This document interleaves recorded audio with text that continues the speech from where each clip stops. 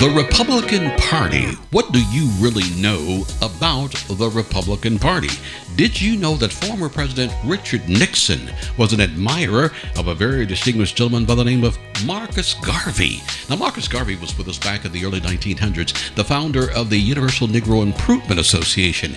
Richard Nixon was so impressed with Marcus Garvey and the independent black business aspirations that he had until he was willing to create the Small Business Administration as a result of Marcus Garvey. That's a Republican, Richard Nixon. Now, also, did you know that it was Abraham Lincoln, a Republican, who signed the Emancipation Proclamation? And one quick interesting point here about the Republican Party.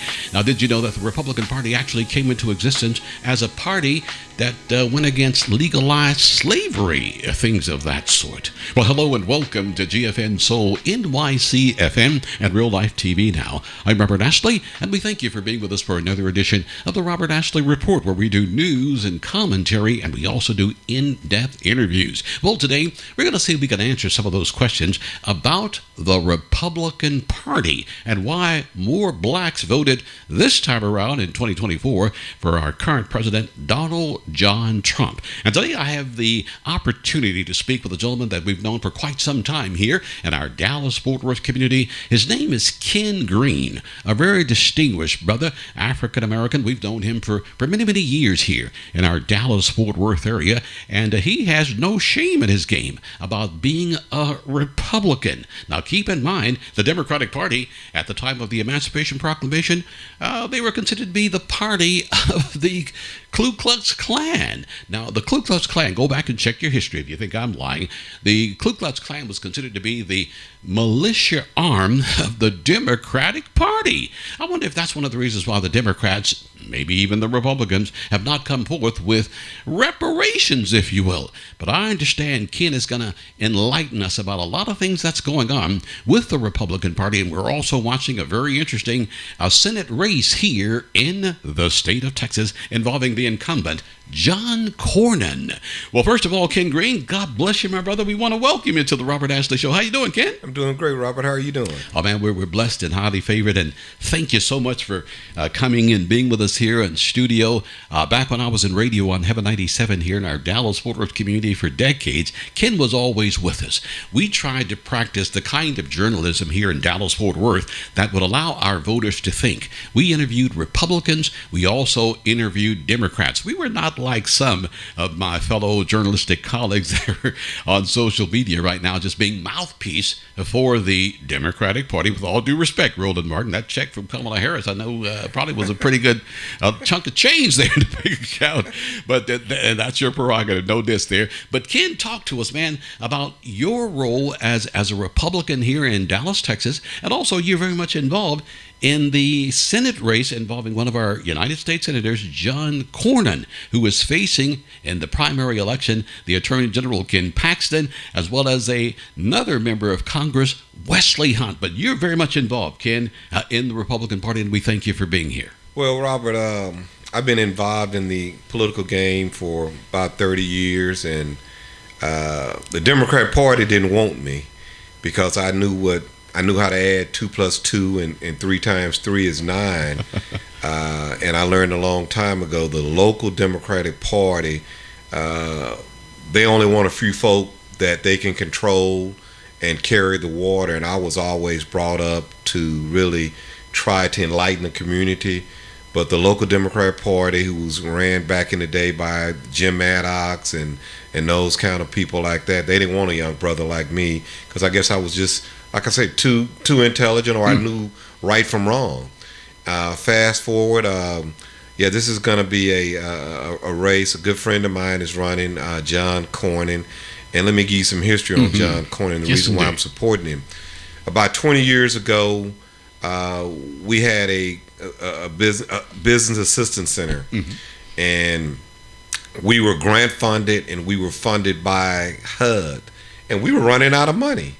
So I called all the local elected officials in the city of Dallas, Democrats and Republicans, and none of them would talk to me. And when I called Senator Cornyn's office the next day, his representative, Andy Rittler, was at our door. And we had a business incubation center, which basically means when people retire, want to become entrepreneurs, we were training them, but we needed funds. Yes. And he helped us out. And I never have forgotten that. He didn't have to do that. He was a Republican. And I'm going, man, this is strange that you got a Republican coming here to South Oak Cliff to help out some black brothers. Yes. And I never will forget that. And from that day on, I've always been a John Cornyn fan. I told Senator Cornyn, and joking, I said, Senator, you need to get some black folk in your office. And he said, Ken, send me those resumes. Yes. And he did. Wow. I'm just telling you the whole story. And anything that I basically needed help from with grants and things like that, I could always call his office and we could get help. He's the type of person that we need to keep him in that Senate seat because he reaches out to all of his constituents, white, black, brown, Latino, everybody.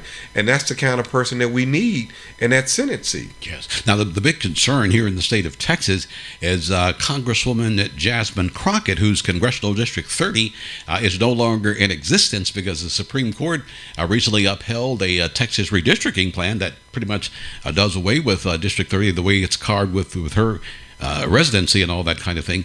And we understand that Senator Cornyn is facing a challenge from the State Attorney General Ken Paxton and also another congressman by the name of Wesley Hunt. That's a very interesting challenge there, and whoever makes it through the primary, if indeed Crockett makes it through the primary, is there any concern?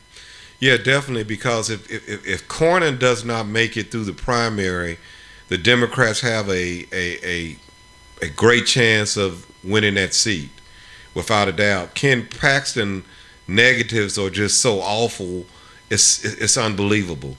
We definitely cannot let him win the primary. Wesley Hunt is a novice.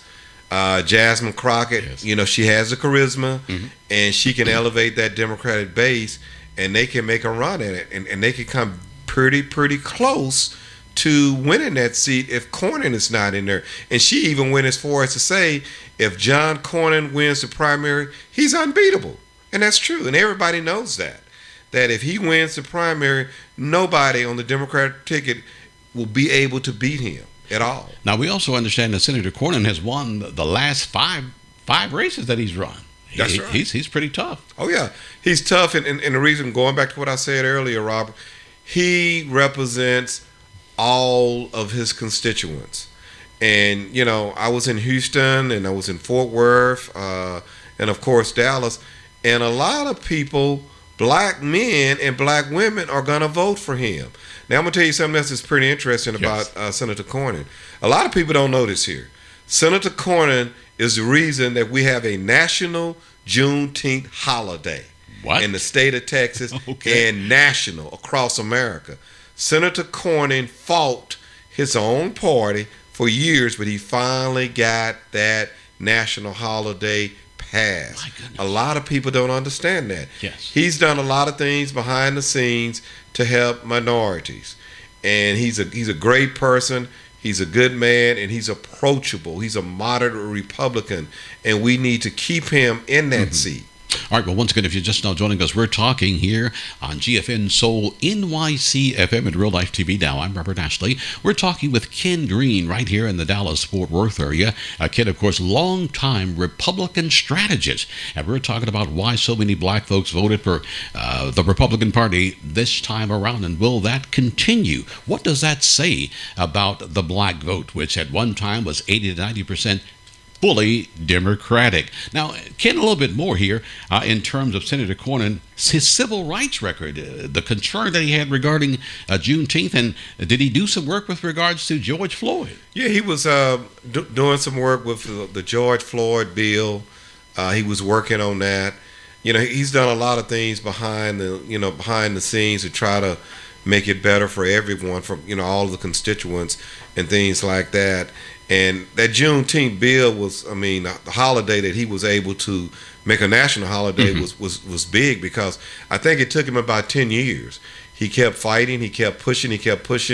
A senator out of Wisconsin by the name of Ron Johnson was one of the roadblocks on that bill, but I guess they came to a compromise, and the senator got it over the hurdle. So, like I say, he's a good person, great person. very approachable, and I'm supporting him 150%. My family supported him 150%. Yes. All my friends have supported him 150%. So we're going to get him over the hump. We're going to get him through that primary. Now, the Republican Party, when you talk about the Republican Party, Ken, there's this perception from a lot of our viewers and listeners that Republicans are racist. But when you look at the history of the Republican Party, from what I've come to find out, the Republican Party came into existence as a party to end slavery. Thus, Abraham Lincoln signing the Emancipation Proclamation, and the Democratic Party at that given time, the Ku Klux Klan was the militia arm of that party. But how does this perception that Donald Trump, Cornyn, that all Republicans are racist? Well, let me give you some history on the Republican Party and the Democrat Party. In 1960, Martin Luther King was in jail in Reedville, Georgia. Okay, Bobby Kennedy, who was then the Attorney General of the United States, Yes. went to Reedville, Georgia, and they struck a deal. Martin Luther King Jr. struck a deal with Bobby Kennedy, and Bobby Kennedy basically told him that, hey, if we get you out of here, will you throw your support behind my brother, John F. Kennedy? Yeah. And that's how that came about. Prior to that, all the blacks, including Martin Luther King Sr., Dr. King's father, they voted for Eisenhower, who was a Republican. Mm-hmm. Okay? The Democratic Party were the party of the Ku Klux Klan in the South. And this is all documented. This is all in the history book, so I'm not making anything up. Wow. The Democratic Party, and fast forward, they've lost their way. They have forgotten about the working class people. Donald Trump was able to come in and tap into that. Mm-hmm. And that's why you have a lot of the fraction or the friction going on with the Democratic Party. Now, people just got to read the books, read the history. I'm not saying anything that's not true. Check it out for yourself. Yes. Well, Fred Meyer, a lot of people don't remember Fred Meyer. Fred Meyer was the former Dallas County Republican chair at one time. That's right, county Republican chair. And good friend of mine, he's deceased now. Yes. And he reached out heavily to the blacks, African American community in the South Dallas Fair Park area. He did a lot of things. Yes, indeed. When he was the Republican Party chair. So the Republicans have always been here. They hadn't been vanilla ice cream and chocolate cake, but you had some good Republican Party chairmen here in the Dallas County that reached out and tried to do things for a lot of the African American community, and he was one of them. Amen, amen. And once again, talking here with Ken Green, longtime Republican strategist, right here in Dallas, Texas, and we're talking about the Republican Party and why more blacks voted Republican this time around. What does that mean? Now, Ken, as we're looking at the Cornyn re-election campaign in terms of this presidential election here involving Donald Trump, it's interesting that typically Republicans only get about 8% of the black vote, but this time around they got about 15 to 16, possibly 17% of the black vote. And we're finding out that black men, who was chastised by former President Barack Obama, that more black men voted for Donald Trump. What is there a revolution going on within the black community, or is this a generational change, or are we finding more black political sophistication? What's happening in the black community, the black vote? Well, I think the African American community is starting to wake up, especially nationally. A lot of people nationally are getting the goodies per se. Mm-hmm. You had the Joy Reids and the people like that are carrying the water for the National Democrat Party. Case in point, when Royce West ran for Senate in 2020, yes, indeed, the National Democrat Party didn't support him. Royce West was upset. Okay, why are you upset, Senator? Because you know what the deal is. He carried the water for the Democrat Party, and they backed a young lady, I believe, out of Round Rock for the Senate seat. And so that's what I tell people all the time.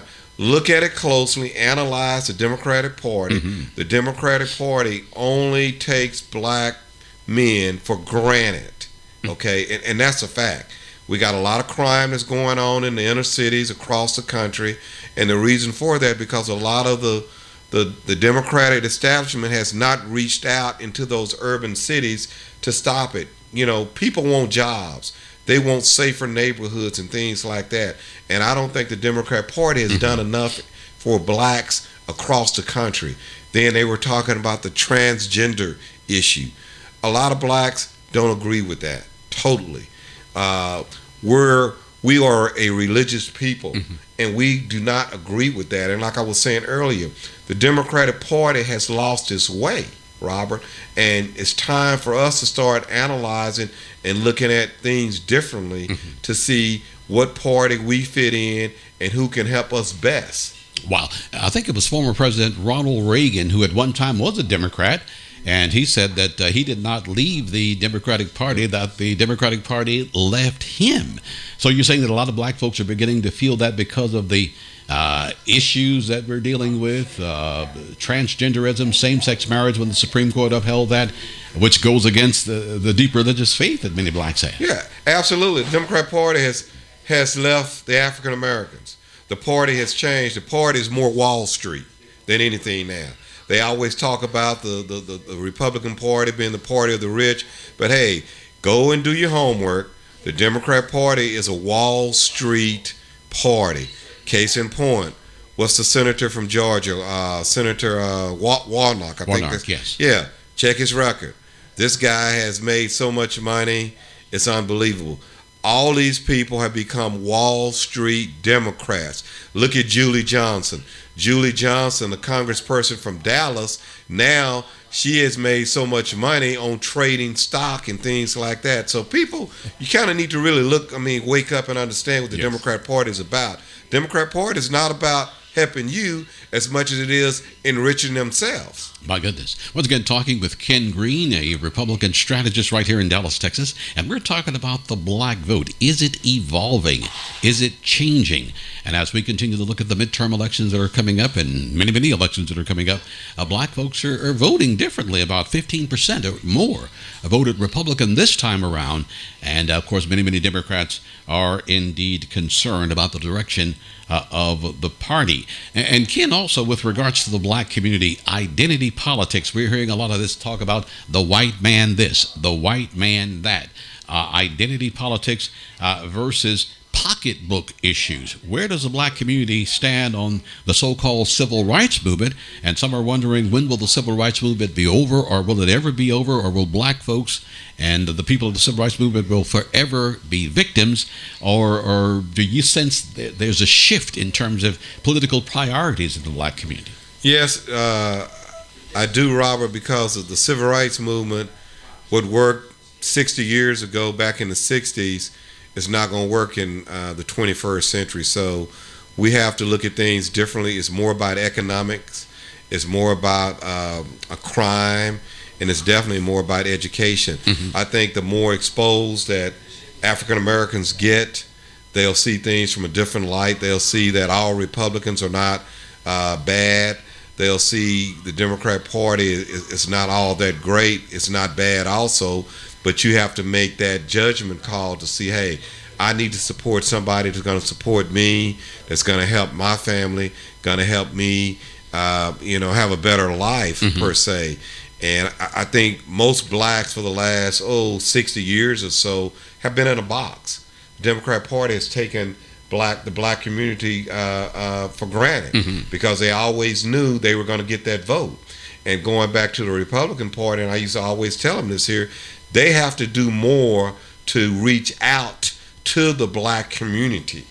And once they reach out more, they're going to reap the rewards that more people are going to start voting Republican. Case in point, Dallas County is Democrat now, basically. So it's hard for the Republicans to win because that pendulum had swung. But the Republican Party, the county Republican Party chair, they have to do more. They have to get in here and fight for those votes and get out and come to radio stations, town hall meetings, and churches and things like that to say, hey, we want to also be counted. We want your vote, and this is what we're willing to help you do, so forth and so on. And Ken, speaking of evolving, the Democratic Party itself, has the party evolved? When you think about the Democratic Party maybe 10, 20 years ago, there would be no talk of socialism. Up in New York, you just recently elected a socialist Islamic Muslim. And there are many who are wondering if this Democratic Party is the same Democratic Party that perhaps their mother and father voted for. Same-sex marriage, the whole issue of transgenderism, and the coalition that we're seeing here. The Latinos, African Americans, liberal whites, Muslims, and socialists, communists, outright communists. Well, it's definitely not the same party that my mom and daddy and a lot of people grew up supporting. Like I was telling you earlier, Democrat Party has become Wall Street. It's about money. It's about, I guess, in a way, socialism and things like that. It's a different party altogether. I mean, it really is. And African Americans need to take a deep look, a good look at the Democratic Party and say, hey, what do you want the Democratic Party to be? Do you want a better education for your kids? Do you want safer neighborhoods? Do you want jobs? But the bottom line, Robert, you need to hold these elected Democratic officials accountable. The same thing with the Republicans, but definitely the Democratic Party elected officials accountable. Once they get there, they get intoxicated with power. Yes, and they lose their way. And that's what's going on with Jasmine Crockett. Jasmine Crockett has only been in Congress 2 terms, maybe 3 years, 4 years. She's lost her way. She's intoxicated with power. She's, I'm sure she's a nice person, but that power seems to do something to people's brain cells. Once they get elected, Robert, yes. they forget about their constituents back home. And you got elected to make life better for your constituents, not better for yourself. Well, Ken, last quick word from you as we get ready to approach a brand new year, 2026, the midterm elections, and eventually Trump will be the last presidential term for him. Concluding thoughts, Ken, as to where the black vote will be going, or just your assessment of what's going on right now politically. Well, I'm hoping that the black vote will definitely take a look at the Republican Party, specifically in the John Cornyn race. Like I said, John Cornyn is a good person. He's been a great United States Senator for Texas, and I'm asking people in the African American community to go out and support John Cornyn in his primary. We have to keep him there, and because if not, we're going to be in trouble. We cannot afford to have Ken Paxton. We cannot afford to have Wesley Hunt in there. John Cornyn is the man. In fact, Jasmine Crockett, I said it earlier, she says he's unbeatable. So let's say if she gets through the primary, yes, indeed. she's not going to win. She's just going to raise a lot of money, get a lot of hope up for the Democratic Party, but she's not going to win that race, because I'm going to do everything I can on my end to get Senator Cornyn through the primary and win this general election. I've been out campaigning for him in Fort Worth and Dallas and Houston, Austin, and we're going to get him over the hump. We got to keep him there because he's good for Texas.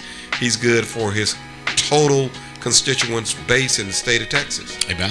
All right, well, ladies and gentlemen, we've been talking here with a long-time strategist for the Republican Party right here in Dallas, Texas, the one and only Ken Green. Now, of course, stay tuned to GFNSoulNYCFM. We'll be with you throughout 2026 and the upcoming campaigns, and we're encouraging you now to get out there and vote. We'll also be offering opportunities for our Democrats, our Muslim friends, just everybody. We believe in allowing everyone to have their say. Now, also, don't forget to subscribe to our channel, like our channel, hit that notification bell, and don't forget about our radio component right here at GFN Soul NYCFM and Real Life TV. Now, it's the best in throwback music, and each and every night, Monday through Friday, starting at 10 o'clock Central Standard Time, our colleague Wayne G will be hosting The Quiet Storm, and he'll be serenading you until the break of dawn. Well, on behalf of GFN Soul NYCFM and Real Life TV Now, I'm Robert Ashley.